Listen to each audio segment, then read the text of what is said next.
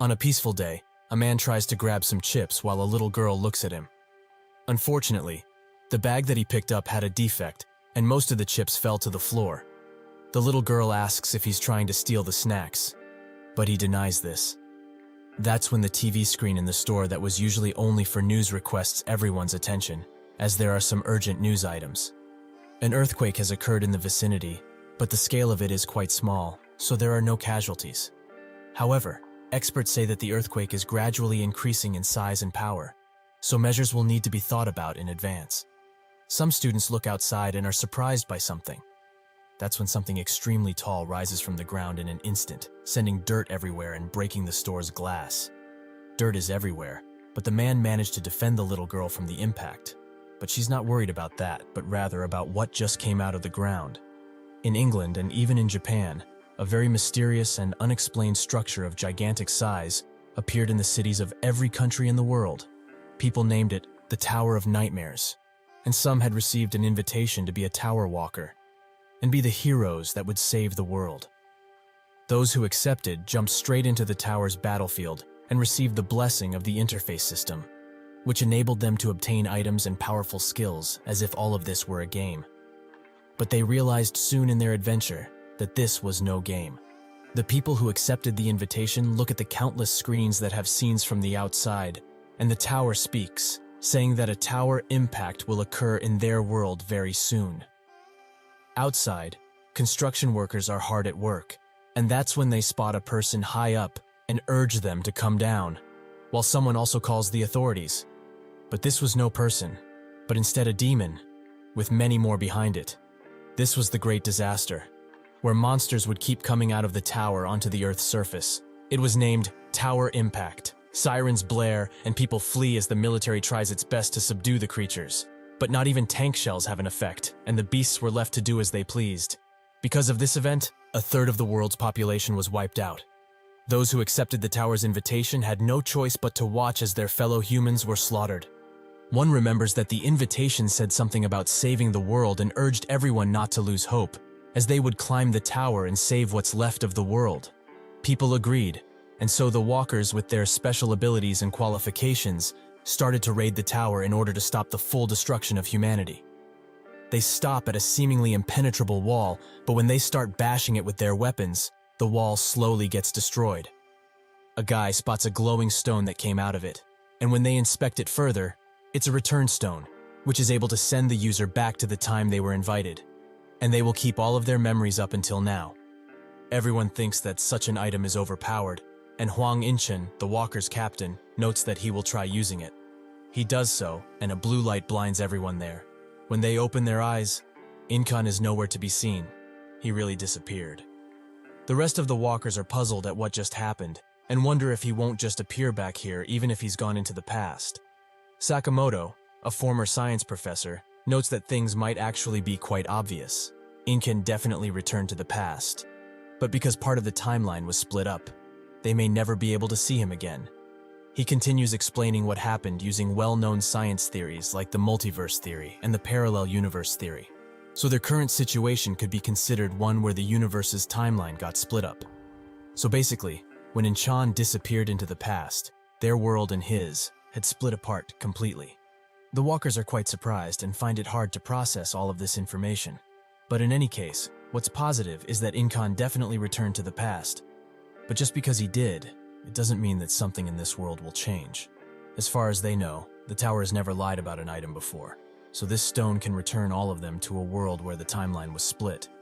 All of this is mere speculation, of course, but they can't just rule out the possibility that everyone who uses the stone will get transported to the same split timeline. The items in this tower exceed the common sense of humanity. Around that time, the second tower impact happened in the world outside, so before all of humanity was annihilated, the walkers had to make a decision. Will they use the stones and return to the past, or will they remain in the tower and eventually meet a terrible fate? In a gruesome fight with an equally gruesome beast, most were being wiped out, and seeing that the situation was hopeless, some began using their return stones. One by one they disappear, and only one from that party is left. He falls to his knees and accepts that today, he will die. That's when someone wielding 2 daggers completely annihilates the once towering beast and asks the remaining group member if he's okay. The man says yes, and that's when many more walkers come from behind him, with one wondering how all of those bastards chose to run away like this. The man can only cry, and his savior thanks him for holding out until the very end. They gave him a stone, and these people were the only hope remaining in the tower. People who weren't tempted in the slightest by the returned stone. Humanity's last line of defense and last warriors, Carpe Diem. One eventful day, most of them are on the ground, dead, and one of the last remaining wonders asks, when did all of this go so wrong? Earlier, while they were fighting a monster, the one who uses daggers urged Jaehwan to attack now. He comes from behind and, in a combination attack, destroys the beast. Jaehwan asks what the casualties are, and Daggers notes that fortunately, at least today there were none, and the injured will be okay after some healing and rest. Perhaps at this rate, it will even be possible to reach the final floor. Some wave at them, and while waving back, Jaehwan spots that the monster dropped something. The suppressing dragon sword, which is imbued with the energy of both sun and moon, is the sword that the Tiger Ghost, master of the 85th floor, forged in 1,000 days in order to kill a dragon. He picks it up and thinks that perhaps Yunhwan's words were right. They may be able to reach the final floor. This is what he thought, that all of this was going in their favor. But when they reached the 98th floor, the chamber of purgatory, reality struck him hard. Most of his comrades are dead or in the process of dying, so he's the last one remaining. The beast slaps him to the side, directly into a wall. This leaves him even more hazy, but in his core, he knows that it's over. Everything they overcame and did together, was all of it really to die like a dog in this godforsaken place? The beast charges with a flame attack, ready to end his life, but that's when Yunhwan comes from behind it and manages to deal some good blows to it. He urges Jaehwan to get up and fight, as he can't hope to beat this beast on his own. However, the beast is too quick, and it manages to impale Yunhwan with its horn, an injury that can't be healed. Jaehwan screams for him, and the beast uses this opportunity to run the already mortally injured Yunhwan into a wall. Jaehwan can only watch, but finds the strength to get up and pick up his sword. He charges valiantly towards the beast, and now the winner is down to a single second. Jaehwan manages to come out victorious and tells Yunhwan that they should get moving, but his injury runs too deep, and he holds an already consumed return stone. He apologizes, and Jaehwan thinks that because this guy never managed to lose his smile, even in this cruel and often unforgiving tower, the walkers gave him a nickname, Smile Knight. That same Smile Knight lost his smile today for the first time. Jaehwan urges him to go before he changes his mind about this. Thus, he walks away. But the stone Yunhwan was holding is way too shabby, and it lost its power long ago. While walking a set of stairs, he thinks about Jaehwan, who is much stronger than he originally thought. Thanks to that, he's convinced that it's possible to reach the top of this hellish tower. In his final moments, he sits by a window and says that if it's him, perhaps this world has not lost its hope just yet. With those words, the smiling knight's life ends. Jaehwan stops at the door of the next floor and thinks of Yunhwan and how good of a friend he's been all this time. But he finds the courage and resolve to move forward to the 99th tower, which seems to be a snowfield of sorts. While in it, he dodges countless attacks from a beast, which urges him to give up, as this is a hopeless situation for him. But Jaehwan refuses. Or is he perhaps too tired of playing with him this early? The beast continues its attack, and later, Jaehwan hides below it, which angers the beast as it hates this game of hide-and-seek they keep playing. It's been 10 whole years since he reached the 99th floor, and even though he faced countless hopeless situations on his way to the 98th floor, the level of danger on this 99th floor is just incomparable to the lower levels. The boss of this floor is the ice dragon, Velkesis. Its breath, which came from a forgotten land, was hard to resist, even with the cold resistance maxed out. Jaehwan thinks that if he hadn't picked up the pieces of equipment abandoned by the walkers who left, he would have died much earlier. The suppressing dragon sword he got on the 85th floor, the ice demon armor Yunhwan himself gave him, and the Flame King's bracelet. This came from Han Xiaoyul. He regrets even now that he wasn't strong enough to protect her, and her image still haunts him to this very day. He thinks of how she died, but the blacksmith interrupts his thinking and asks if he's really going to challenge the 99th tower again. He confirms it, as he feels that now he can manage to beat it. The blacksmith of Atopos, Jay, wonders if it will really be so. This is the village that was reclaimed after defeating the 50th floor boss, the monstrous dragon Altemianus, which goes by the name of Atopos. Although countless injured or dead walkers came in every day, people never truly lost hope, and the priests had established emergency rescue units to rescue walkers who were no longer able to fight. And the blacksmiths of the workshops created equipment for the walkers, who fought for the salvation of humanity, free of charge. Jae-won notes that it appears he's the only blacksmith left in Atopos. Jay says that he shouldn't remind him, as he's the only customer he has anyway. More importantly, it seems that supplies from the lower floors are dwindling by the day. There were still some supplies of minerals coming in a few months ago, but now you would be hard-pressed to find any. Jae-won thinks that this is only natural, as there are barely any living humans in the tower. He doesn't even know what year it is, and there have been more than 10 tower impacts that have occurred thus far, and from that point in time, people were no longer being summoned to the first floor. All of the humans on Earth were most likely wiped out, right? Jay doesn't comment on this, and instead asks if there's nothing bothering him as he goes up the tower nowadays. Jae-won finds it curious that he says this, as at the place where the first return stone was discovered, there were some very strange scribbles on the wall. These couldn't have been made by another person, but if not, by whom? He says that he found nothing in particular, and Jay notes that 2 days ago, Grandma Hyalene disappeared. People don't age in the tower, so if someone were to disappear, it would be one of these two. Either they returned to the past using a stone or jumped off the tower. Hyalene from Hyalene's potion and Jay from Jay's workshop were the only support-type walkers that remained. Jay continues to be hard at work, and that's when Jae-won says that he should teach him the blacksmith skill. Jay stops forging, and Jae-won smiles. Later he returns to the 99th floor, and Velkesis says that he must be bored of playing hide-and-seek. He also congratulates him, as no human has ever made it to the 99th floor alone since the creation of this tower. So, at least, he will acknowledge him as an incredible human and his existence. Jae-won smiles, as he finds it funny that the last thing to acknowledge him would be a monster, not a human. He notes that it will fall empty in here after he kills him, but Velkesis notes that such a thing isn't possible. Jae-won gets ready to attack, and asks how he's so certain in the first place. Even the armor that he prides himself on is starting to crack. Velkesis finds his arrogant attitude quite irritating and notes that they have fooled around enough, so they should end this. They fight until Jae-won is no longer able, as he's hurt badly, with his left arm and leg being restrained. Velkesis asks why he keeps fighting until the very end, as even if he persistently holds on like this, the fate that he will face is filled with solitude and crushing nothingness. Jae-won says that he talks way too much for a being like himself and breaks out of his restraints, ready to attack once again. Velkesis says that another thrust of his sword won't do anything, so he should just give up, as he cannot be defeated by skill alone. Jae-won started raiding the tower later than other people, and because of this, he missed out on things like secret classes or skills, which were taken very quickly. That's why he gave up on other skills and focused on a single one, the thrust.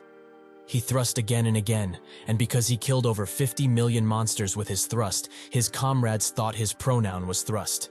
He felt as his thrust underwent change, and it became faster, even more precise, and much stronger.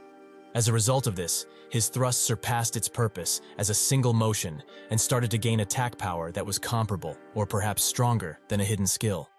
But he had an advantage, as it wasn't a skill, so he never became tired, because it didn't consume spirit power. Even if that is the case, this beast's armor is way too tough, as he managed to only scratch it after hundreds of thrusts. Velkesis uses his position to prepare an attack, and it seems that dodging is not an option anymore. That's when he notices a light, the same light he saw on the 98th floor. If so, he will put everything he has into a single attack. The attack goes through with great force, and Velkesis is more than shocked that he managed to damage him. Jae-won notes that it's not enough, as that attack should have completely blown away his entire chin. Velkesis urges him not to get carried away after he managed to strike him once, and he rises in the air, noting that this time he will finish him off for good.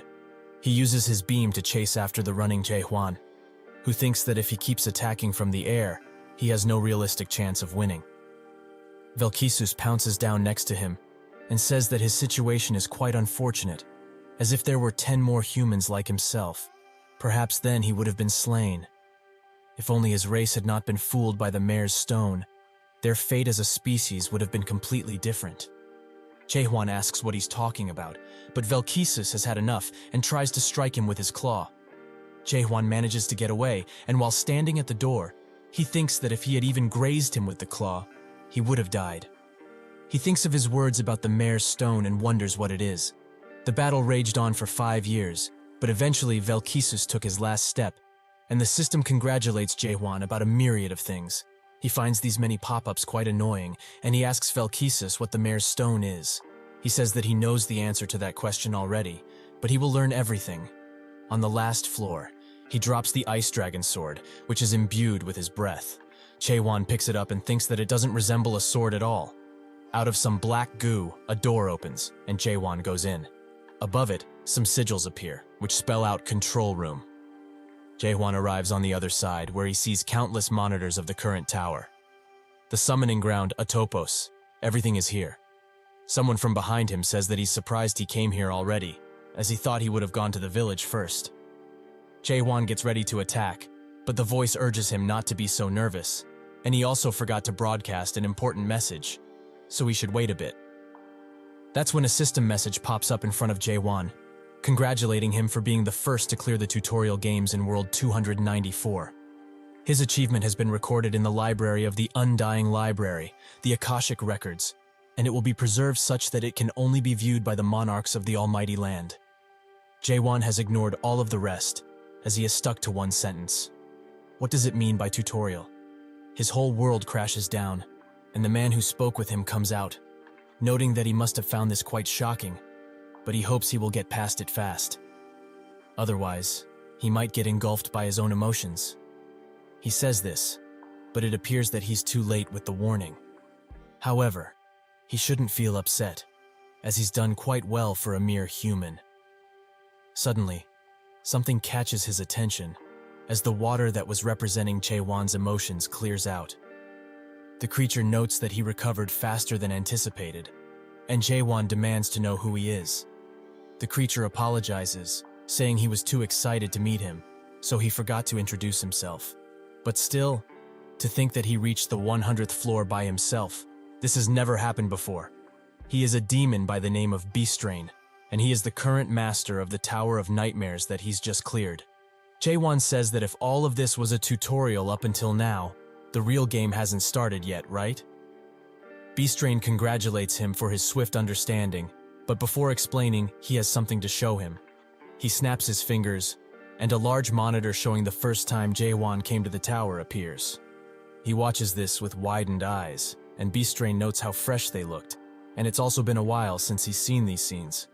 He showed up when Yunhwan introduced him to the party. Beastrain notes that his favorite part is coming soon, and they certainly didn't expect what was coming next. A real tearjerker of a story. He cried so much watching these, but how is it for him? Does he have any regrets? Perhaps feelings of anger or sadness? It's only natural if he does, but these are useless feelings now.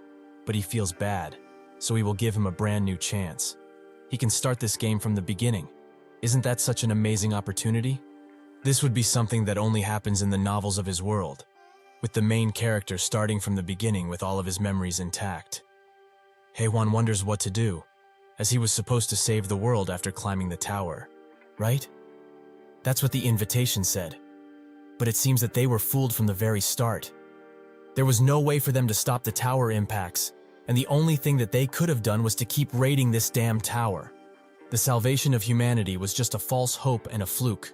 Jaehwan notes that he probably knows very well already, but he won't return to the past. Ever. Beastrain begins laughing, so hard in fact that only his giant mouth remains. Is he really talking about the past? He will make things clear for him now so that he doesn't get confused. No item in the tower, nor in the Almighty Land, can send someone back to the past. Jaehwan notes that there was a return stone in the tower, but that's when he realizes something. The return stone is the mayor's stone Velkesis was talking about, the thing that fooled them. Beastrain confirms that its true name is the mayor's stone, and it doesn't send them to the past, but rather, it traps them in the dreams that the mayor creates. He couldn't even imagine, until they reached the 77th floor, that there was a race so obsessed with going back to the past. The humans are the only race to have had this obsession. Jaewon confirms that indeed they are, and B-Strain congratulates him for being so cool-headed. But it's about time they start the real game, right? It's not going back to the past, but rather, it's like a new game plus. He trusts he will make the wise decision here. But Jaewon instantly presses no, leaving B-Strain quite puzzled. Jaewon says that thanks to him, he now knows what the tower truly is. An item information tab opens about the tower, and it explains that it is known as the Stronghold of Regrets, the second product of the creator of nightmares, Mara Mullark. Jaewon notes that he has already entered the mayor's dream that the tower created, so if that's the case, he will hunt him down and go to the next floor. B-Strain sighs and notes that there's nothing on the next floor, because it doesn't exist. Jaewon, however, doesn't believe them anymore, and B-Strain says that he must be doing this because he thinks the reward of going back into the past with his memories is too low. That's the second Jaewon thrusts his sword into his neck, and B-Strain's head falls right off. He's quite peeved that he did this, so he tries to ask what he wants. Perhaps a hidden item or skill? He will give him whatever he wishes for. He has earned this much at least. Jaewon notes that he needs none of those things, and while reforming his head, B-Strain asks if he really doesn't want to return to his original world. Since he has already realized that he's within a dream of the tower, there was never such a thing as the tower impacts. He snaps his fingers, and in that second, the room changes to the outside world, where everyone is healthy and safe, leaving Jaewon in a daze. B-Strain thinks that he finally understands how it is. Nobody really died, his family and friends are all safe, and for entities such as himself, who feel a sense of worth from living in groups, he must be quite relieved. But it seems he has forgotten to show him the most important thing. He snaps his fingers once again, and they are sent to a hospital room, where every awakened is being held, as they are all in a coma. Jaewon stares at his unconscious body and asks if that really is him. B-Strain notes that he must be surprised at how clean he looks, but in the tower, decades have passed, yet in the real world, it has been a mere month. What's more is that he will never be able to win against him realistically. As compared to him, who just barely managed to survive the tutorial, there is a huge gap between a human like him and a mighty dragon. Jaewon sighs in relief, as if he's a dragon. He has experience, as he has hunted one down before. B-Strain finds his cheeky attitude quite rude, and so begins their long battle. Much later, he waltzes into Jay's store, who is nowhere to be found. While working on a blade, he thinks that yesterday was the 72 attempt, and though he has challenged him every single day, without rest, he can't seem to leave a mark on him. However, he did not die either, as it seems that B-Strain is purposefully keeping him alive. That's why, no matter how many days or years it takes, he will defeat him. B-Strain watches him on a few monitors, and thinks that he must be patient, as this guy is a valuable product that he's going to sell. A very special product. As a professional cultivator, he has never seen something such as this before. A cultivator ensures that a product will adapt safely to the almighty land, but putting it through a secondary cultivation process, so that the product ripens and enhances nicely. The first and primary way of doing it is by culling undesirable seeds, so that only the good ones remain, which is done through the tutorial game. With this done, the chosen product can truly begin to be grown in the real game, so the secondary process is done to provide the chosen seeds ample water and soil for them to grow. But to think that a product refuses to move on to the next process, should he just hope for the best and kill him? As the soul isn't destroyed if one dies within the tower. But what if he is somehow harmed because of their difference? The harvesters would certainly not sit still at this.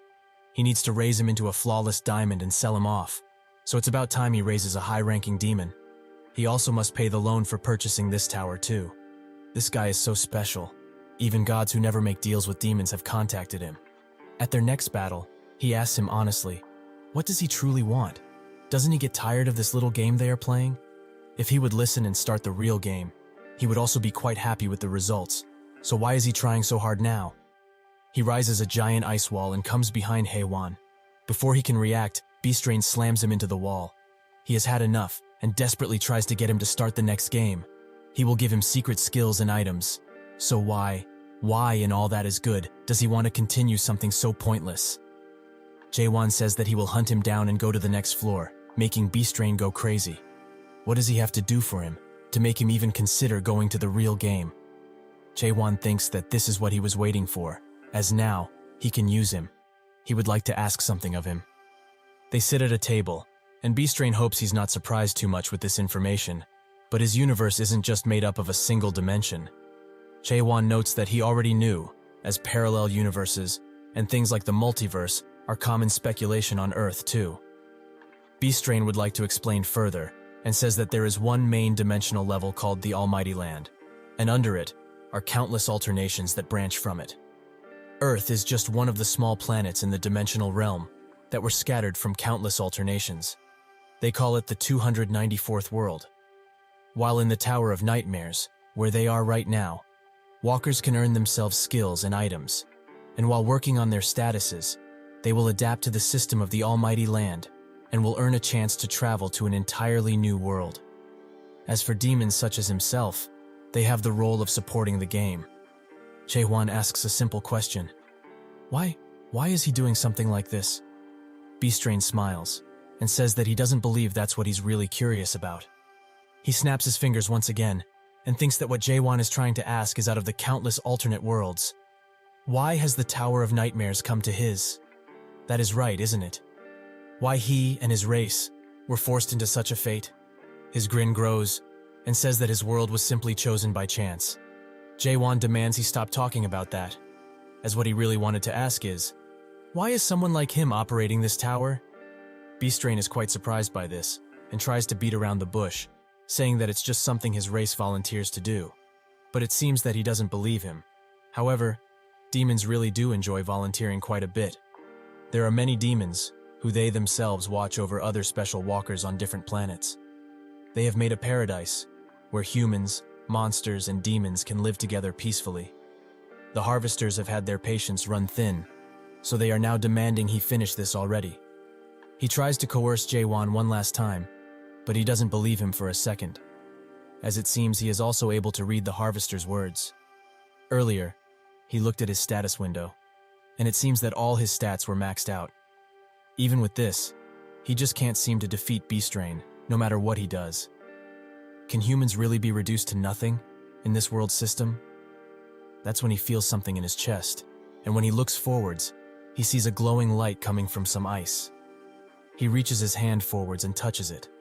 They took the form of fine particles, as well as rough sugar cubes.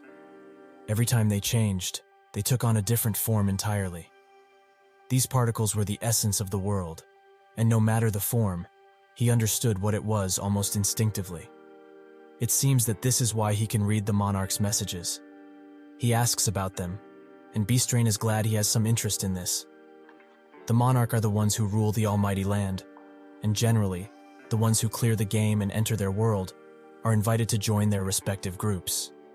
Jaewon asks more about joining up forces with them, and Beastrain explains that depending on which monarch one chooses, their future will change drastically too.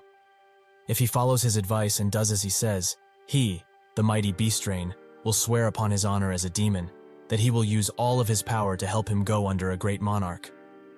Of course, this applies only if he's actually willing to participate in the main game.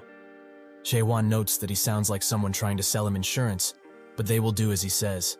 In exactly 10 days, he will be out of this place. 9 days later, Jaewon continues to train his thrust, while Beastrain can only watch this boring show. But he only needs to be patient for one more day, then he will be able to pay off those bastards who deceived him with this tower. However, if he wasn't deceived in the first place, he wouldn't have to go through this. The tower he bought was only a first-generation antique, so old that nobody could assess how old it truly is. Those damn mares sold it to him like it was an extremely good deal though. If only it was a third-generation tower, it would have had the function to forcibly end the tutorial without damaging the product. But now, he can't just end the game without the product's consent because of this fair and square tower. However, what could he truly have done, as apparently, being poor is a sin. He only hopes that tomorrow, this nightmare will be over.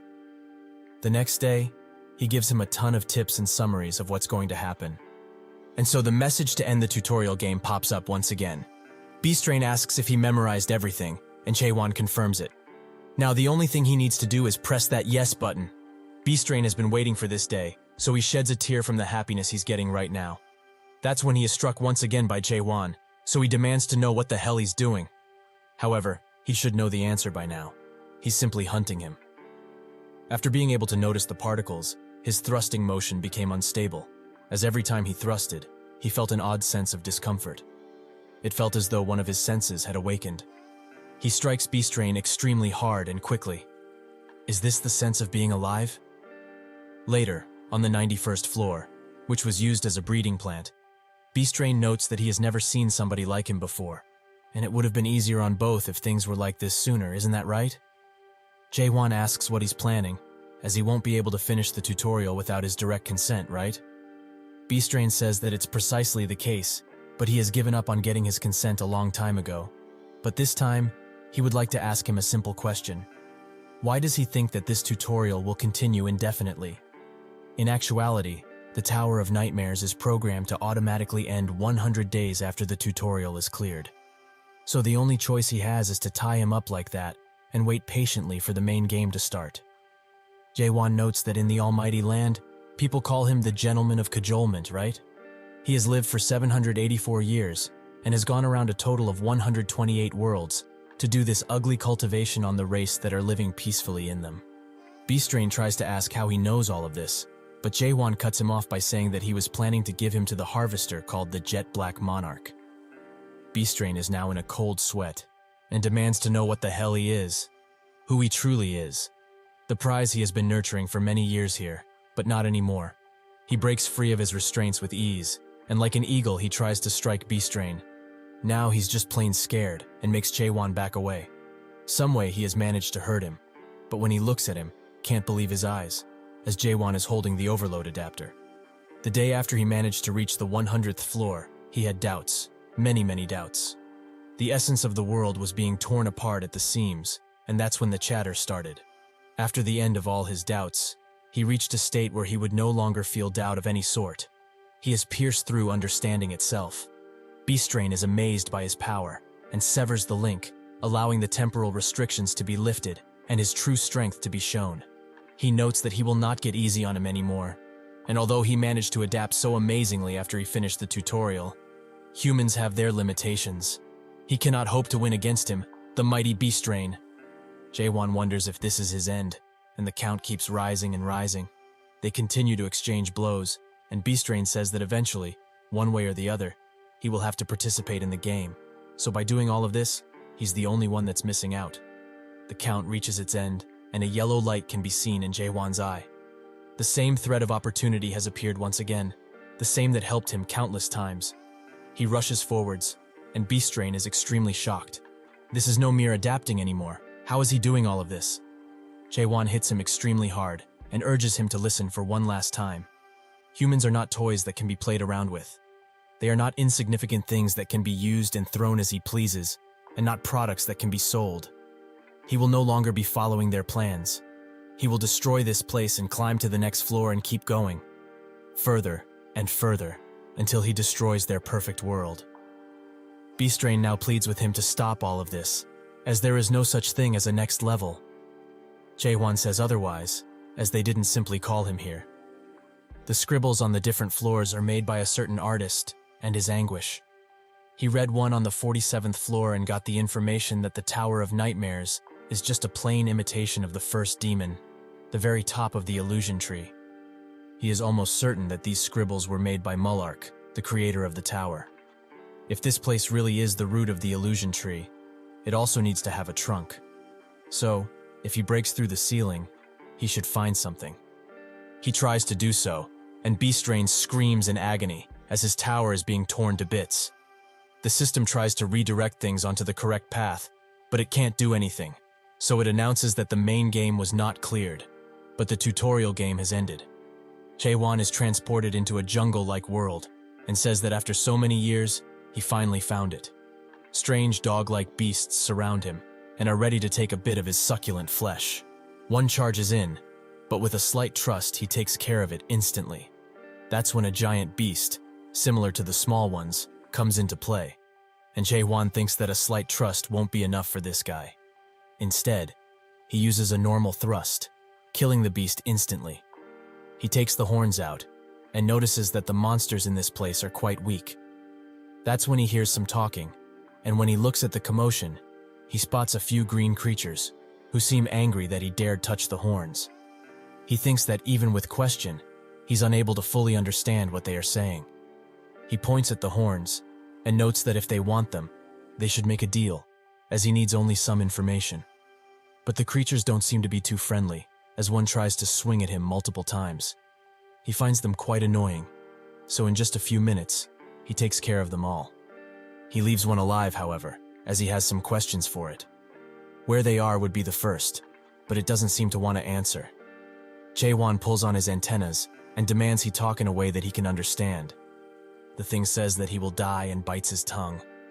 Jaewon thought they were weak, but their willpower is quite strong. He puts the antennas into the ground and loots the bodies for potentially useful items. He finds a small dimensional pouch, which has 2 cubic meters of storage.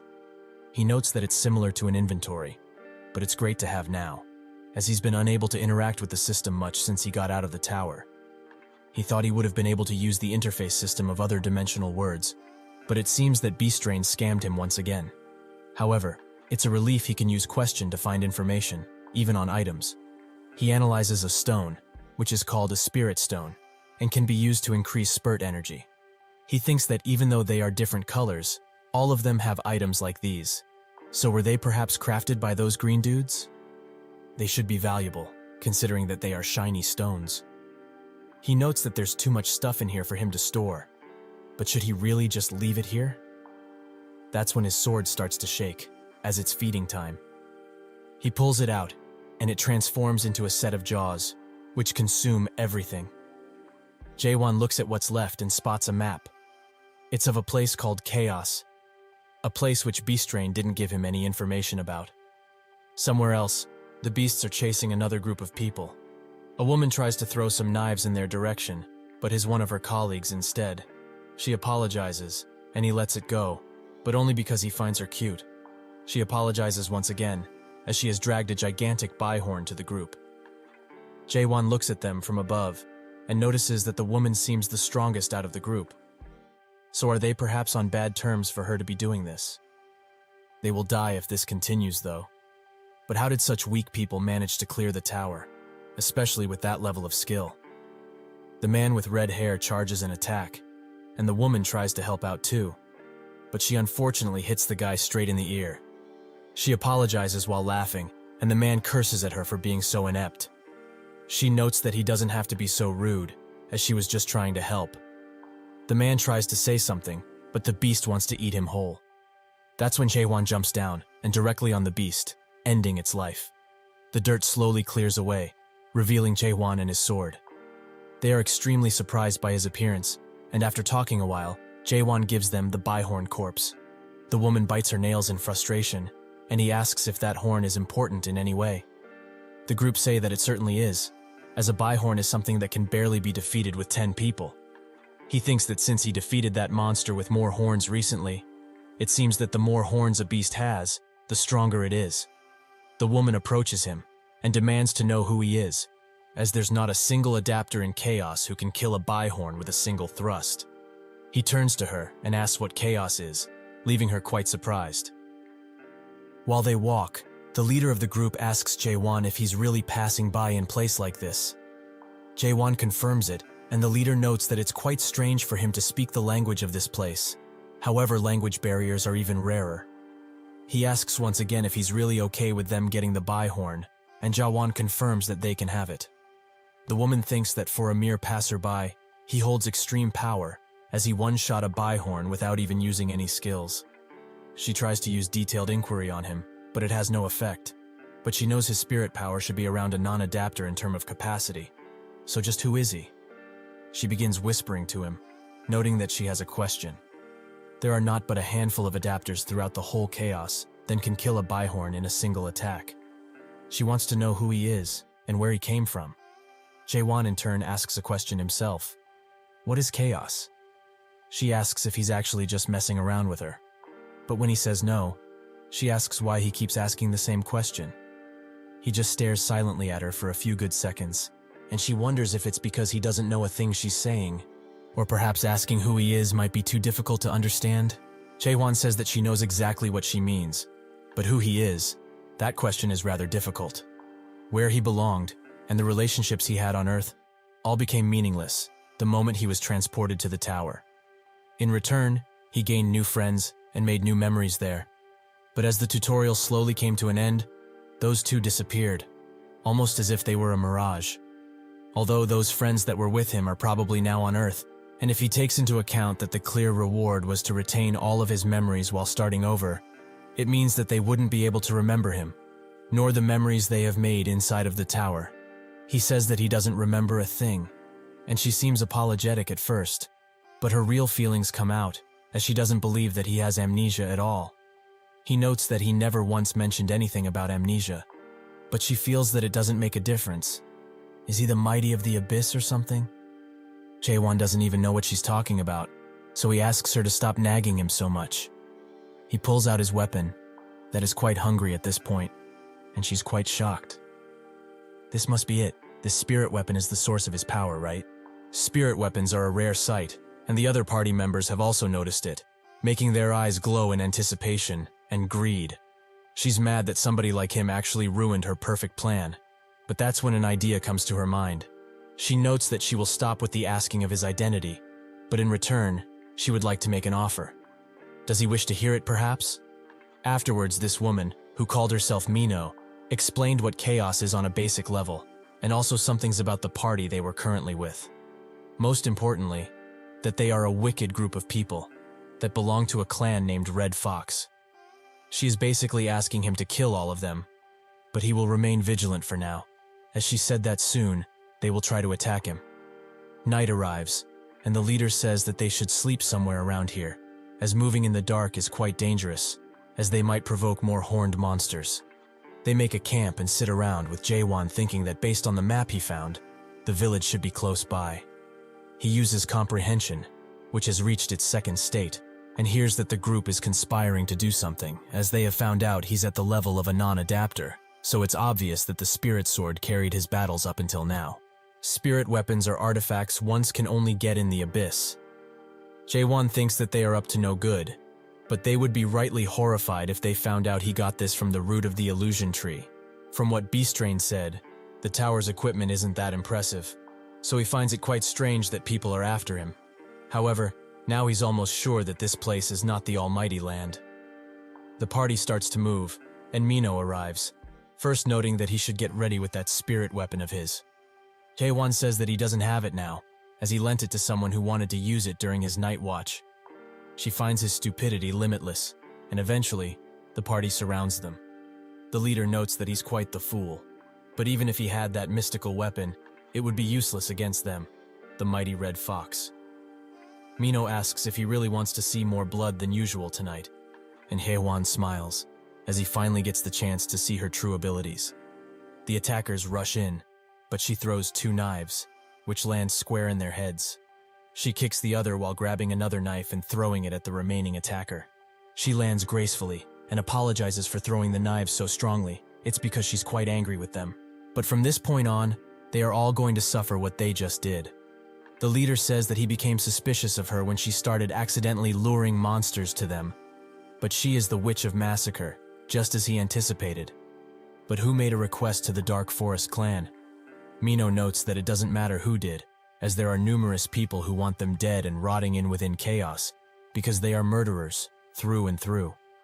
The leader rushes in, and says that the Dark Forest clan wouldn't intervene because of something like that. He starts wielding the spirit weapon, and notes that she probably took this request personally. But if that's the case, she will die tonight. She finds his need of a spirit weapon quite cowardly, but he notes that an insurance plan is also set, so she shouldn't worry about him. She scans the area and feels that everyone is at least a stage 1 adapter, with 40 or perhaps more surrounding the area. No wonder she felt a lot of presences around the area.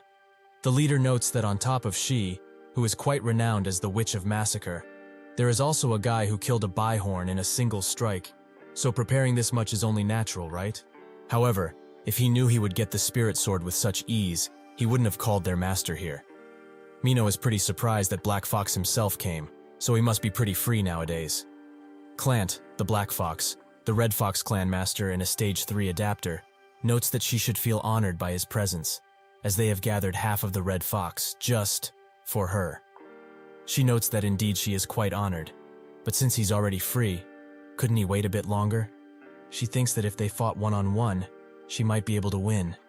She tells Jaewon that she can't hope to protect him, but he should run away quickly, using the stone. He asks what it is, and Mino notes that it's a return stone, which will send him to the nearest fortress. She only holds one on her currently, so he should just use it and leave. This isn't a stone that would send you to the past, but rather, to save yourself in the present. He wonders how things would have been if Yoonhwan had this stone, instead of that useless mare stone. Jaewon asks her, if there was a way to return to the past, would she? She notes that the timing and the current situation aren't that great for answering this question, but she wouldn't. She really tried her utmost in living, and if she's fated to die tonight, then so be it, as she won't return to the past, no matter the outcome. Jaewon taps her shoulder and notes that she will not die. In that split second of confusion, he lunges forwards, taking out a few with just that strike. Clant uses the Fire King's 14 strikes to boost his subordinates, but Jaewon uses Void, and he cuts through all of them before reaching Clant. He tries his best to block the attack, but it goes through and creates a gigantic hole in his chest. The leader of the small group presents him the spirit weapon out of fear, and Jaewon uses it to wipe out the remaining subordinates. Mino is extremely shocked, as she thought that he was a dumb, clumsy, and dull idiot. But she was very wrong. Strong, that's what he is. She comes next to him and asks once again who he is, but he asks himself, has she forgotten already? Perhaps she's the one who has amnesia. She tells him that he's quite narrow-minded and also asks for the return stone back. Jaewon says that he lost it, which causes her to be furious, as apparently those things are quite expensive. They sit by the campfire, and he thinks that this situation is quite peaceful. Mino still tries to search for her return stone, and wonders why she gave it to this dumb human in the first place. He notes that she probably knew what he was from the very start. A human. She thinks that he's joking, as she's also a human herself. Jaewon clenches his fist, and says that it's great that she is. She looks at him, and is quite surprised by his expression. Is being human really enough for him? The next day, while walking to their destination, Mino asks if he really has no recollection of being in the almighty land before coming here. He confirms that indeed he does not, and she's quite envious of him not having any memories. He asks what part of losing his memories is good, and she explains that not only her, but other people will also be envious of him once they hear this, as it's quite obvious why most people come to chaos in the first place. He thinks that it's not really that obvious, and asks why she ended up here herself. This question causes her to stop walking, and says that if he actually knew what he was asking, he would regret it quite a lot. Eventually, they arrive at the Gorgon Fortress, and Jaewon notices that there's something similar to the summoning ground that was on the first floor of the tutorial next to it. Suddenly, a lot of people pop up, and they all scream, almost as if they are dying or are dead already. He knows very well why people make those expressions. Mino notices that a lot came by this time as well, but now he should know what he asked. How people end up in chaos. He shouldn't ask that question to anyone in this place, as this is the world of the dead. If one dies in the almighty land, they end up here, and if they somehow die here, they end up as nutrients for the illusion tree. A few guards come out of the fortress, and their commander tell the newcomers to form a line, as they will be provided with blankets. He continues to take care of them, and Mino, who calls him James, catches his attention. He asks why she's at the northern checkpoint, and she explains that somehow she just dropped by, but it's not like they don't know each other, so he just let her inside, quickly. James explains that the situation is quite different now, as not long ago, they were instructed to check everyone who wishes to enter the fortress for their identification. She's quite saddened by this news, as that way is just plain outdated. She asks Jaewon if he also doesn't have any identification, and he confirms it by nodding. Mino sees this as an opportunity, and comes closer to James. She's quite sorry she doesn't have her identification. But will this do instead? He immediately shoves the Beihorn horn into his pockets, and notes that she's free to go.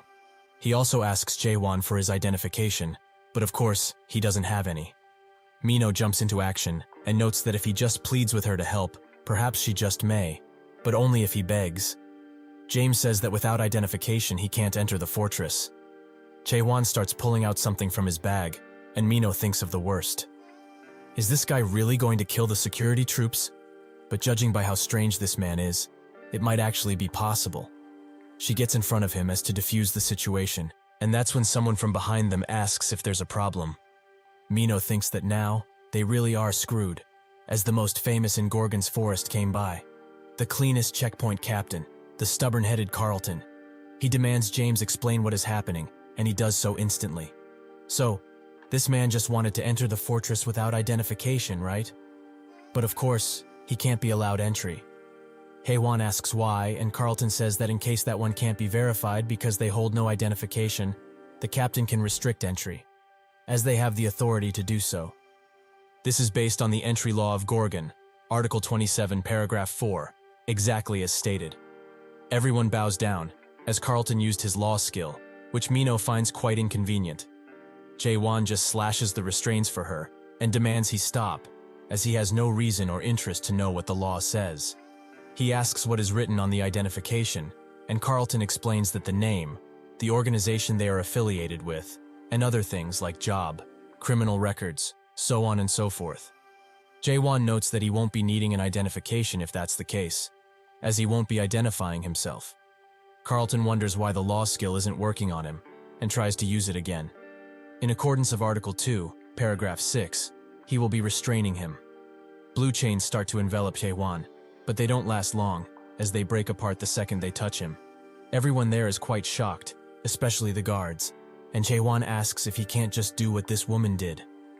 Mino thinks about what she did, which was straight bribery. The recipient of the bribe and his accomplices are now horrified of what's to come. Jaewon throws him something and says that he should just take this and let him inside already. James immediately gets on his case for trying to use something as lowly as bribery on the captain and suggests that this man be executed on the spot. But Carlton has other plans, as he has been waiting for an emissary of the Deer Whisperer. He starts scanning Mino with a device that tells them that her soul corruption has reached 15%, so she should take her medicine as soon as possible. Carlton also urges her to do so, and Jaewon asks what soul corruption is. She explains that it's a chronic disease that people who live here get. One's soul is slowly being corrupted the longer they stay here, and once the corruption reaches its peak, he probably knows already what will happen, that is. That is why the horned beasts, or their horns specifically, are quite precious around here. He saw how easy that guy took the bribe, right? Because this is the only medicine that can help to prevent soul corruption. They move on to Jaewon with the scanner, but when they do scan him, it emits a red light, as no corruption has been detected. Carlton smiles and gives him the spirit stone back, as he has already checked it. Jaewon asks why he didn't take it, and Carlton advises him to not give it to just anyone, as that item is quite precious. Jaewon also notes that he's not the Deer Whisperer person he was expecting, but Carlton already knew. They go inside, and James asks if it's really all right for those people to be let through. Carlton in turn asks if he knows what a spirit stone is, and James says that it's a precious item, especially for adapters, as it increases their energy, right? Carlton notes that he's correct, but that's not all. He removes his glove and shows his hand, which is now covered in corruption. He explains that anyone who isn't the Deer Whispered can't control the Spirit Stone, as the only person who can avoid advanced soul corruption while in his possession is him. Although that man is most likely not the Deer Whisperer, he is still able to control the Spirit Stone. James asks if he can really be trusted, and Carlton notes that he doesn't trust him, but rather, his soul. He remembers that just now, the device they used for checking the corruption gave them an error, right? 0% corruption, and the device isn't faulty either. There's only one real situation where the device to measure corruption is unable to detect the level of one's soul corruption. It's when a person's soul is purer than anyone in chaos. And additionally, it doesn't really matter if he's the Deer Whisperer, as they only need someone who is able to control the Spirit Stone. The inner fortress will decide to do with him anyways. James asks if all of this is related to the Fortress Master's sickness, and Carlton notes that he also doesn't know that much. But based on what he heard just now, There was a certain someone who was going to let them pass after taking a few bribes.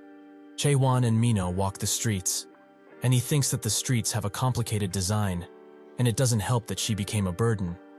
This happened because Carlton, the ever so lawful, started spewing his nonsense about articles and identification constantly.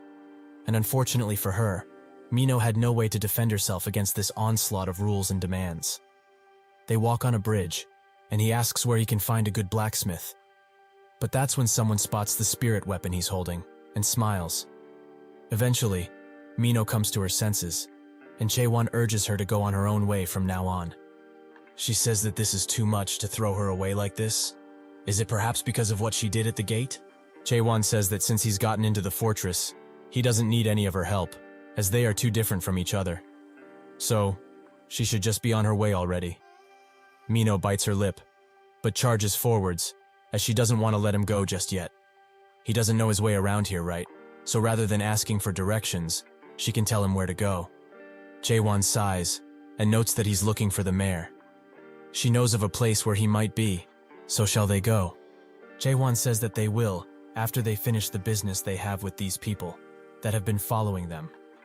The goons are glad that they finally found them, as they heard rumors that the sword Chaewon is holding shoots fire out of it or something like that. Mino urges them to leave, as only death will befall them if they keep messing around.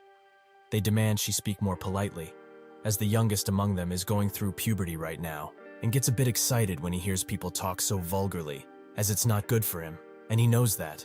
If they want to be let go, they should hand over that sword, and a few valuables, as a protection fee. Chaewon outright denies them, while Mino is surprised that the giant is really the youngest. The goons urge them to grasp the situation they are in quicker, if they don't want to get hurt, that is.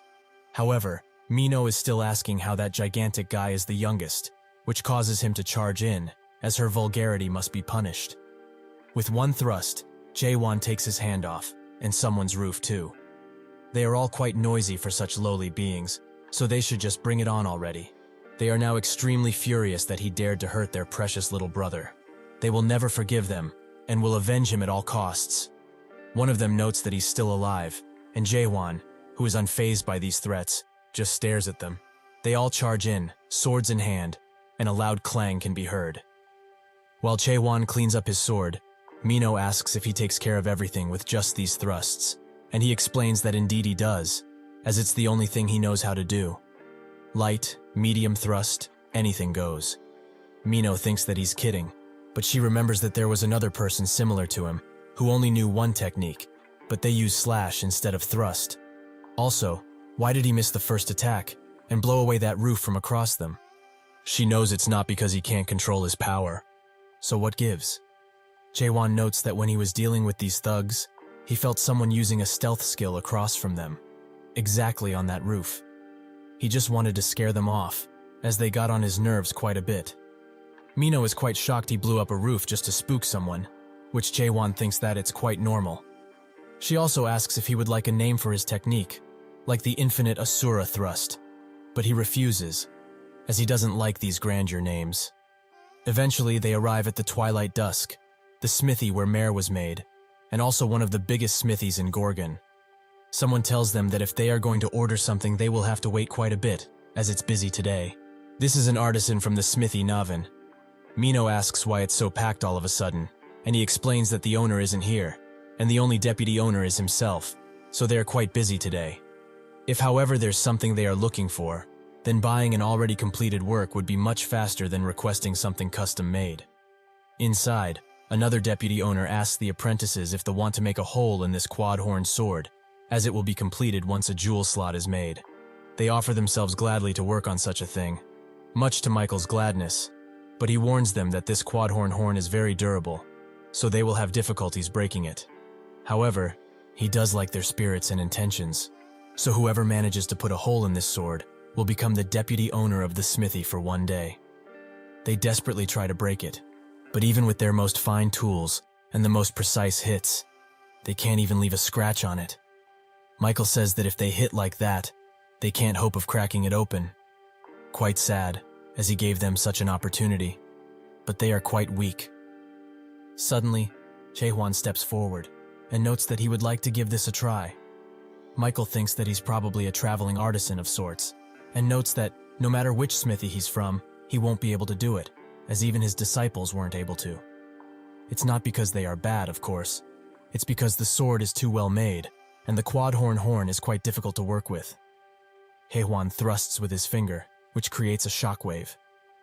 If he does this, he can become one of the deputy owners, isn't that so?